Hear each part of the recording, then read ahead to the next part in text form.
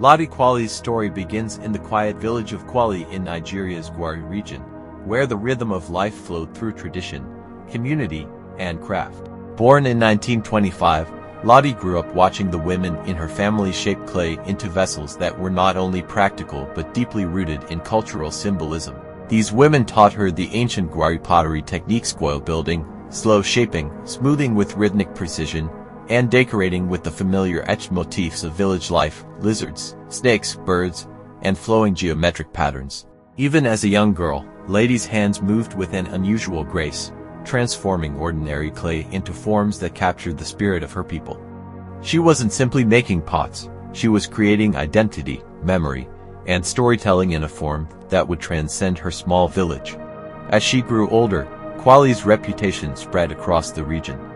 Her pot designs became treasured wedding gifts and ceremonial objects, valued for their harmony of form and design.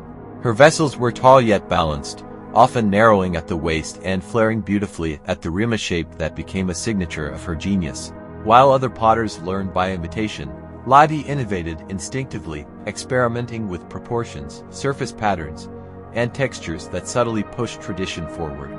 Her pieces spoke a language of their own, blending the familiar with the original. The turning point in Ladi Kwali's life came in the mid-1950s, when British studio potter Michael Cardew, appointed to develop pottery in northern Nigeria, encountered her work. Cardew had established the Abuja Pottery Training Centre with the hope of merging African tradition and Western studio techniques, but nothing prepared him for the pieces he discovered from Kwali. He famously described the moment he saw her pots as a revelation: beautifully shaped, intricately decorated, and fired with stunning precision despite the simplicity of village methods. Cardew immediately sought out the maker, and when he finally met Ladi, he realized he had found an artist of extraordinary natural genius. Cardew invited her to join the Abuja Pottery Centre, a decision that would not only transform her career but also reshape Nigerian ceramic history. For the first time, Ladi had access to tools, kilns, and materials that allowed her to explore new possibilities. She learned glazing, advanced firing techniques, and stoneware production. Yet even as she absorbed these Western methods, she never abandoned her roots. Instead, she fused tradition with modernity, creating pieces that carried the soul of Gwari craftsmanship but possessed a finish and refinement that captivated international audiences.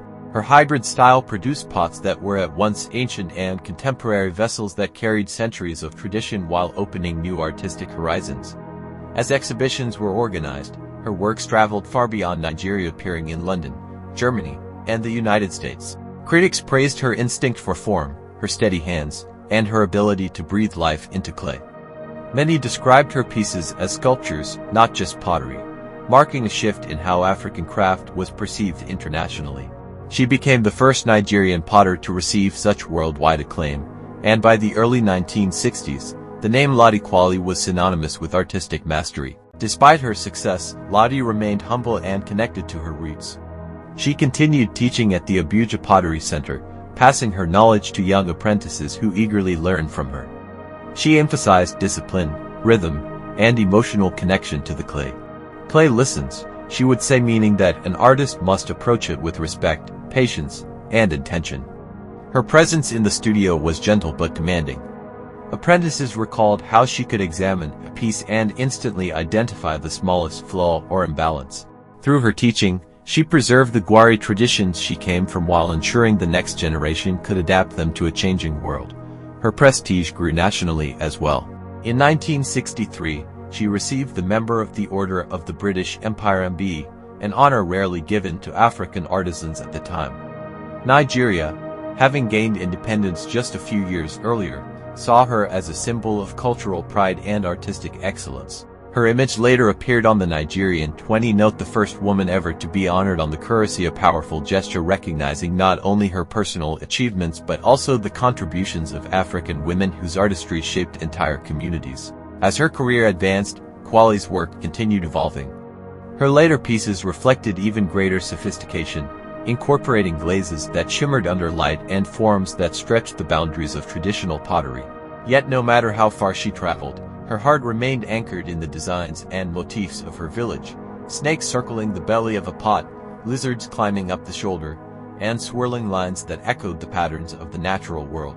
These symbols were more than decoration, they were cultural memory preserved in clay. Beyond her artistry, Ladi Kwali's legacy lies in her role as a bridge between worlds, the world of indigenous Nigerian tradition and the world of global art. At a time when African craft was often dismissed or misunderstood, she demonstrated its sophistication and depth, forcing critics and collectors to recognize that African pottery was not primitive, it was profound. Her success opened doors for countless African ceramic artists who followed her path, proving that traditional techniques could stand proudly alongside studio ceramics on the world stage. In her later years, she continued to mentor young artists and remained committed to her work until her health declined.